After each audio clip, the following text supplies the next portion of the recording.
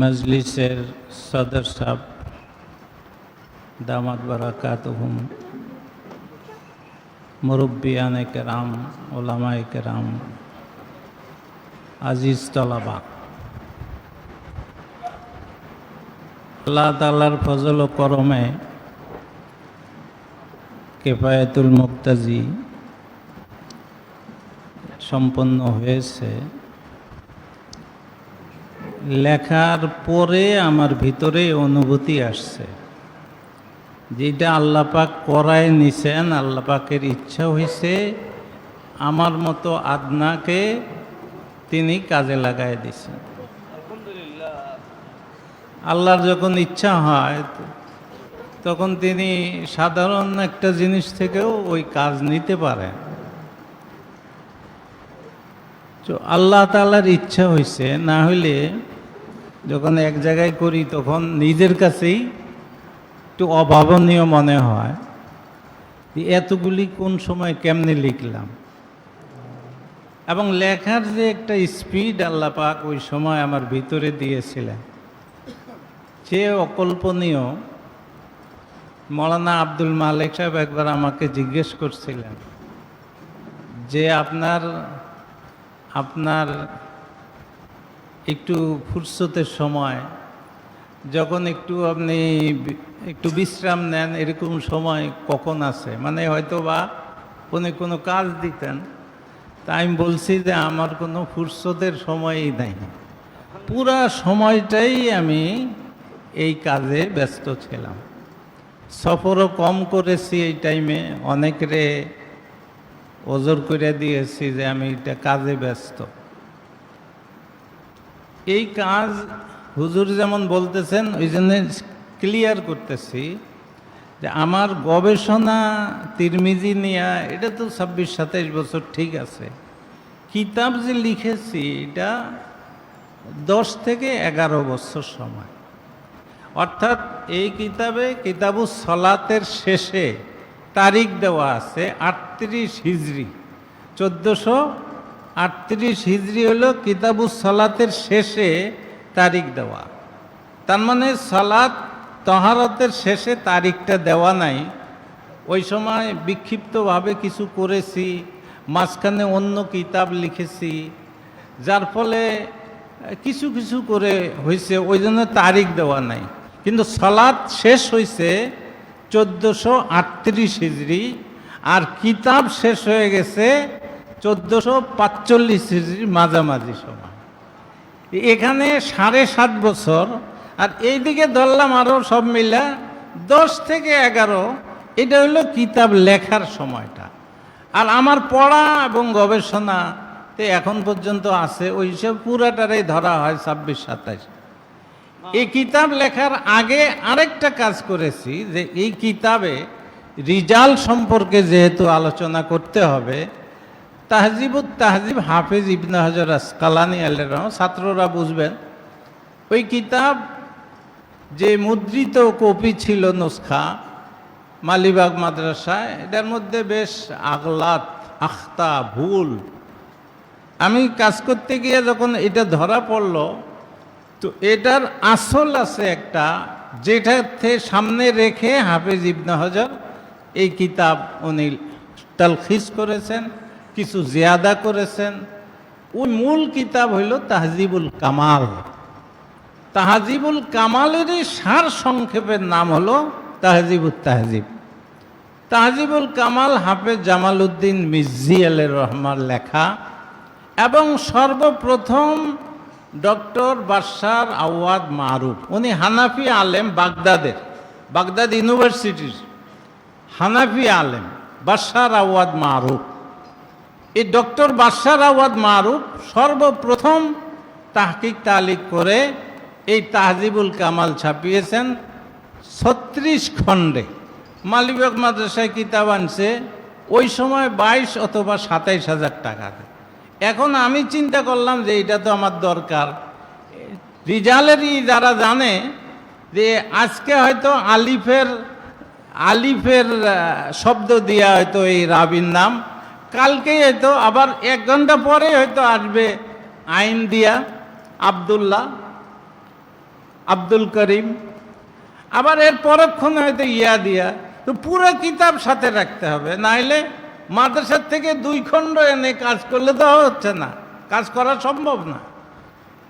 তো এই কিতাব লেখার আগে আমি যে কাজটা করেছি, এই তাহজিবুল কামাল কেনার মতো টাকা তো ছিল না ওই সময়।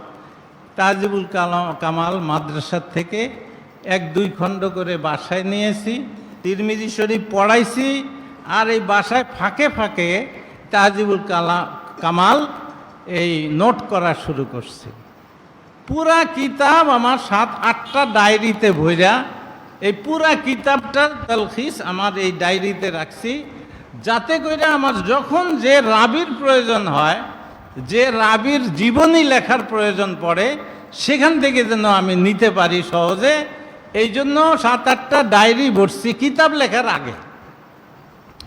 আরেকটা করছি, আরেকটা ডায়েরি ভরতে হয়েছে আমার রিজালে তিরমিজি, অর্থাৎ রুয়াতে তিরমিজি, তিরমিজি শরীফের যত রাবি আছে তাদের তাদের তালিকা একটা তৈরি করতে হয়েছে। এটার জন্য একটা পুরা ডায়েরি।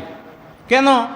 যে ওনার যখন আমি তর্জমা লিখব জীবনী, তখন একবার লিখছি, কয়েকদিন পরে মনে না থাকতে পারে, হাজার হাজার রাবি মনে নাও থাকতে পারে, আবার লিখলাম। যেমন এর আগে কেউ কেউ এরকম করছে, মুবারকপুরি লামাজাবি ঘরানার মানুষ আব্দুর রহমান মুবারকপুরি, তোহফাতুল আহওয়াজি উনি লিখছে, কোনো রাবিরে 10-12 লিখছে, আবার কোনো দরকারি রাবি বাদ পড়ছে। আমার যাতে এটা না হয়, এটার জন্য আমি পুরা ডায়েরি ভরছি রুয়াতে জামে তিরমিজির যত রাবি আছে, কেন আলিফ বা দিয়া হুরুফে হেজার তরতিবে ওইভাবে পুরা রিজালে যার তর্জমা লিখছি ওখানে টিক চিহ্ন দিছি এবং নাম্বার দিছি, যে 10 নম্বর হাদিসে ওনার তর্জমা গেছে, যাতে তাকরার না হয়, লেখকের জন্য ভারী না হয়, আর পাঠকের জন্য। এই জন্য এটা করা লাগছে। তো এটারও তো একটা সময় লাগছে না, একটা ডায়েরিতে পুরা জামে তিরমিজির রাবিদের। এটার আরেকটা সুবিধা হয়েছে, এখন আমি হয়তো এই কিতাবও বের হয়ে যাবে, ওই রিজালুল বুখারী নামে কিন্তু কিতাব আছে, রিজালু মুসলিম নামে হাফেজ ইবনে মানজুইয়া উনি লিখেছেন রিজালু মুসলিম। আমার এখন এইটার থেকে বের করে রিজালু তিরমিজি এই নামে ইনশাআল্লাহ কিতাব বের হয়ে যাবে। যে ওগলি যখন হয়েছে, তিরমিজির কেন হবে না? তো এই যে এনাদের যে তর্জমা লিখছি, এখন 17 নম্বর খণ্ডে একটা সূচি আমরা দিয়ে দিছি, যে এই রাবির তর্জমা এই কিতাবের অত নম্বরে আছে, এই কিতাবের অত নম্বর খণ্ডে, অথবা এত নম্বর হাদিসে ওনার গেছে, এটা পুরা তালিকা দেওয়া আছে। এটা পড়লে কেউ, আলহামদুলিল্লাহ, লেখার পরে প্রথমই আসলো সৌদি আরবের এক ভদ্রলোক, doctor Mohammad Ahmad Hariri, Riyadh King Abdul Aziz ইউনিভার্সিটির উলুমুল হাদিস বিভাগের শিক্ষক। তিনি হঠাৎ কইরা আমার অনুসন্ধানে লোক লাগাইলেন, ওখানে একজন বাংলাদেশি ইমাম আছে, সেই ইমাম সাহেবরে বলছে এই হুজুরের নাম্বারটা জোগাড় করে দিতে হবে। ওই হুজুরও আমারে ওইভাবে চিনে না, এখানে ড্যামরায় তার আত্মীয় আছে, তারে বলছে যে এই হুজুরের নাম্বার সংগ্রহ করে দেবে। ওই বেচারাও আমাকে চিনে না। হইতে হইতে আমাদের প্রিন্সিপাল সাহেব মুফতি মাহমুদুল হাসান সাহেব, শামসুল হক ফরিদপুরি রহমতুল্লাহের নাতিন জামাই, কাশিয়ানী হুজুরের জামাই মুফতি মাহমুদুল হাসান সাহেব, আমাদের মাদ্রাসার মোহতামিম। হ্যাঁ, তো ওনাকে ফোন করে কয়, আপনি আব্দুল মতিন সাহেব? উনি বললেন কেন? বলে ওনাকে তালাশ করতেছি। আমি আব্দুল মতিন না, বাকি আমার একই মাদ্রাসায় আমরা আছি, এই কি দরকার? আরবের এক শায়েখ ওনার নাম্বার দিতে বলছে। আচ্ছা, পরে যখন আমি খবর পাইলাম তখন ভাবলাম যে কোন বিষয়টা নিয়ে তাদের কোনো আপত্তি কি না, হয়তো সেইটা নিয়েই আমার সঙ্গে হয়তো বা আলোচনা করতে চায়। এরকম হতে পারে, যেহেতু কিতাব বের হয়ে গেছে 4 খণ্ড 5-6 খণ্ড। এরপরে মাগরিবের একদিন রমজানে মাগরিবের পরে শায়েখ ফোন দিয়া এরকম দোয়া দেওয়া শুরু করছে আমাকে। আরো বলার যে খুব দোয়া করে, এরকম দোয়া শুরু করছে। তখন আমার ওই আশঙ্কাটা কাইটে গেল, তাই না, কোনো বহসের জন্য না।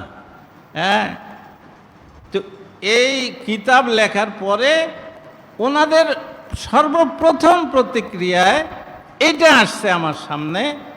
বলতেছেন আমি এবং আমাদের এখানে আরও 2 জন নাম পরে মাগরিবের পরে মোবাইলে নাম দিয়ে দিছেন যে আমরা আপনার থেকে এজাজত চাইতেছি হাদিসের। এই প্রথম প্রতিক্রিয়া আরবের। এরপরে আমি যখন উমরায় গেছি তো 8 জন এরা, কেউ আছে মুদারিসুল হারামাইন, শাইখুল হারামাইন, এবং কেউ বিভিন্ন উম্মুল কোরা ইউনিভার্সিটির, আর এই Jeddah Kings Abdul Aziz University, এরকম কয়েক প্রতিষ্ঠান 8 জন তারা আমার কাছে এজাজত নিছে। গতবার গেছি, গতবার এক শায়েক এজাজত নিছে। আবার মিশর গেছি, ওখানেও দর্স কায়েম হয়েছে। সেখানে আমেরিকার ছিল, সেখানে সাউথ আফ্রিকার ছিল, এনারা বৈশা আবার এক দর্স। তো আল্লাহ তাআলার ফজল করমে এই কিতাবের ওসিলায় একটা এরকম হয়েছে, সাড়া জাগছে যে কোথায় আরব। এরপরে আমি যখন গেছি, ওই 8 জন যখন এজাজত চাইল, তা আমি কইলাম আনতুম আহলুল আরব আনা আজামি আনতুম তাস্তাজিজুনা মিন্নি। তো হেরা কইতেছে যে শেখ, আল ইলমু লাইসা বিমাউরুস, আল ইলমু লাইসা বিমাউরুসিন। আমাদের সবার জন্য কিন্তু এটা একটা ভালো শিক্ষা। বলতেছে এলেম তো কারো পৈতৃক না, অর্থাৎ বাংলাদেশি হইলে কি হবে, আপনি মেহনত, উনি বলতে চাচ্ছেন এইটাই যে বাংলাদেশি হইলে কি হবে, আপনি এলমের জন্য মেহনত করছেন, আর আমরা আরবি হইলেই কি হ্যাঁ প্রয়োজন, এজাজত নিয়েছেন। পরে আমি এজাজত দিলাম। বাস্তবত ঠিক কথা, কোথায় ইমাম বুখারী আলাইহির রহমা, ওই সময় আরবের লোক ছিল না, ছিল কি না? ইমাম বুখারী আলাইহির রহমা কোথায়? বুখারা, উজবেকিস্তানে। কোথায় আরব, কোথায় বুখারা? মেহনত করছে, আল্লাহ তাআলা ওনার এখানে আলেম দিয়েছে না। ইমাম তিরমিজির কথাই ধরি, বুখারার পাশেই তো তিরমিজ, এটাও তো উজবেকিস্তানের মধ্যে পড়ছে। ইমাম তিরমিজি আলাইহির রহমা, সেই কোথায় তিরমিজ, বুখারা, তিরমিজ, এই উজবেকিস্তান থেকে আলমের জগতে মেহনত করছেন। তখন সবাই কথা বলছে যে মাতাল বুখারী রাহিমাহুল্লাহ ওয়ালাম ইউখাল্লিফ মিসলাত তিরমিজি রাহিমাহুল্লাহ, যে ওনার পরে তিরমিজির মতো এরকম পর্যায়ের কোনো মানুষ উনি রেখে যান নাই। অথচ সবাই জানেন আপনারা, ইমাম বুখারীর হাজার হাজার ছাত্র, হাজার হাজার ছাত্র, কিন্তু বলতেছেন বিশেষজ্ঞরা যে ইমাম তিরমিজির মতো এরকম ব্যক্তি আর ইমাম বুখারী রেখে যান নাই। তো এখন ইমাম তিরমিজি আলাইহির রহমা যখন কিতাব লেখেন, তখন তো আরব ছিল, আরব তো ছিল, কিন্তু উনি যখন মেহনতে আগায় গেছেন, এলেমও কি হয়েছেন, আগায় গেছেন। যাই হোক, আল্লাহ তাআলার ফজল ও করম, এটা বড়াই করার কিছু নাই, গর্ব করার কিছু নাই।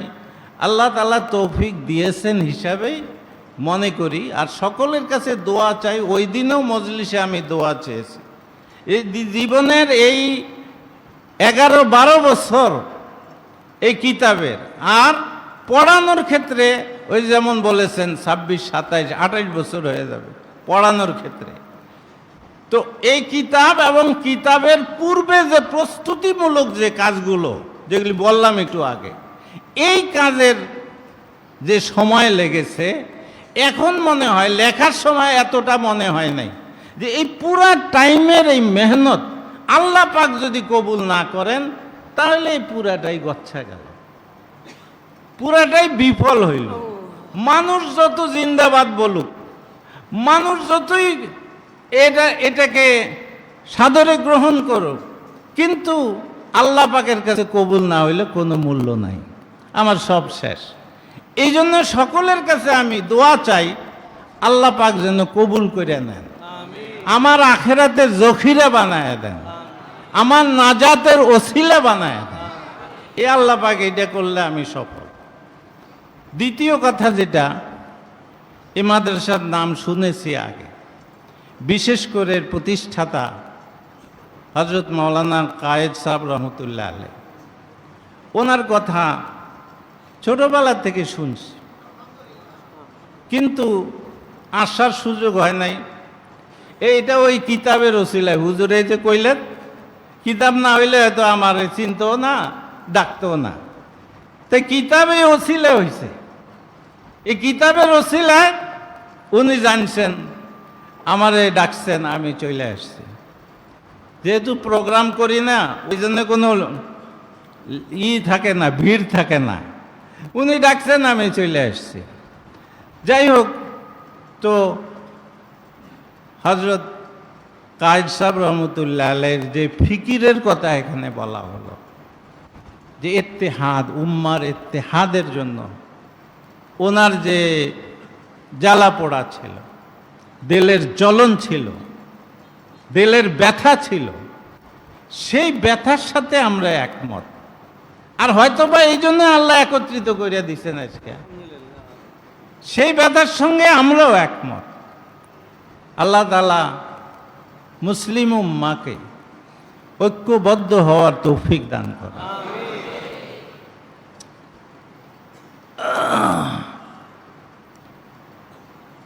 দিন যত যাচ্ছে আমরা ততই বিক্ষিপ্ত আর বিচ্ছিন্ন হয়ে যাচ্ছি, যার ফলে আমাদের শক্তি খর্ব হয়ে যাচ্ছে, আমাদের খবর নাই। তো এর বিকল্প নাই।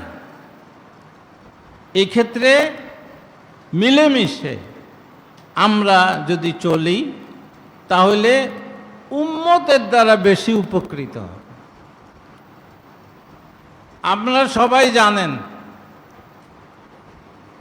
হযরত মাওলানা নেসারউদ্দিন সাহেব রহমতুল্লাহ আলাইহি শর্ষিনা মাদ্রাসার প্রতিষ্ঠাতা। উনি মাদ্রাসায় যখন শাইখুল হাদিসের প্রয়োজন হয়েছে, দারুল দেওবন্দে ওনার ছেলেকেও পাঠাইছেন দেওবন্দ, সালেহ সাহেব রহমতুল্লাহ আলাইহি ওনাকেও দেওবন্দে পাঠাইছেন পড়ার জন্য। আর ওখান থেকে ওনাদেরকে বইলা নিয়াজ মখদুম খাত্তানি হুজুর দেওবন্দ থেকে উনি আনায়া তাকে শাইখুল হাদিস বানাইছেন। তো দারুল দেওবন্দ, আহলে দেওবন্দ, ওলামায়ে দেওবন্দের সঙ্গে যদি ওনাদের বিরূপ সম্পর্ক থাকতো, এটা হইতো সম্ভব? ওই সম্পর্কটাই তো ধরে রাখা উচিত ছিল। আমরা পরস্পরের সঙ্গে সম্পৃক্ত থেকে, মহব্বতের সঙ্গে থেকে এই ঐক্য যদি আমরা ধরে রাখতে পারতাম, তো উম্মতের দ্বারা উপকৃত হইত। আমাদের বিভেদের কারণে উম্মতের ক্ষতি হচ্ছে, দেশের ক্ষতি হচ্ছে, মানুষের ক্ষতি হচ্ছে, মুমিনের ক্ষতি হচ্ছে। এই জন্য আমি আহ্বান জানাবো সবাইকে, আমরা ওই আমাদের বুজুর্গানে দ্বীনের যে তরিকা, পারস্পরিক মিল মহব্বতের সঙ্গে থাকার যে তরিকা, সেই তরিকা আমরা অবলম্বন করি। সবাই নিজ নিজ গ্রুপকে যে আমরাই কেবল ভালো, এই মতটা পরিহার করি। কেবল আমি ভালো আর সবাই খারাপ, কেবল আমি ভালো অথবা সবচেয়ে আমি ভালো, হ্যাঁ, এটা কি বলছে শরীয়তে আমাকে? নিজেকে প্রত্যেকে তো দিন শিখায় কি, তুমি তোমাকে মনে করো আমি সবচেয়ে খারাপ। মুজাদ্দিদে আলফে সানি আল্লাহ রহমান তো এটাও বলছেন, मारिफत बराकस हराम است के खुद रा आज फिरेंगी काफेर बदतर नादानत যে আল্লাহর মারিফত ওই ব্যক্তির উপরে হারাম, অসম্ভব আল্লাহর মারিফত লাভ করা যে নিজেকে ফিরেঙ্গি কাফের, ইংরেজ কাফেরের চেয়ে নিজেকে বদতর মনে না করবে। সেই জায়গায় আমি ভালো, আমি সবচেয়ে ভালো, আমি সবচেয়ে বড় বুজুর্গ, আমি সবচেয়ে বড় আলেম, এইরকম যদি ভাব আসে তো তার দ্বারা দেশ ও দশের ক্ষতি ছাড়া আর কিছু হবে না। আল্লাহ তাআলা আমাদেরকে বুঝবার তৌফিক দান করেন। ওয়া আখিরু দাওয়ানা আলহামদুলিল্লাহি রাব্বিল আলামিন।